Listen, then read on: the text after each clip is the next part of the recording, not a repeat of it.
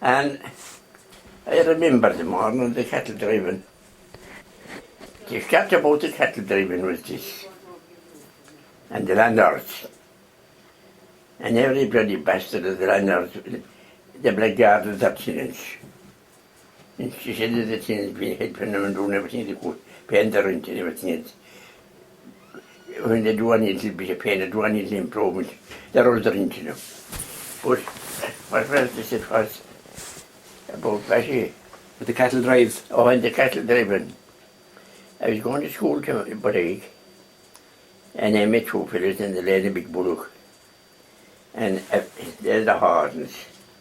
And you're hanging inside like that now with a placard. Printed, land for the people and the road for the bullock. My God. Understand? Yes. You know, when I'm going to school about 10 years later. So,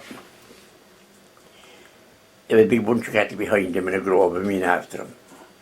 Samson, there was that big gate station between the mills and Tuller, Kilgore. It belonged to the O'Connell's, and Samson's wife was O'Connell.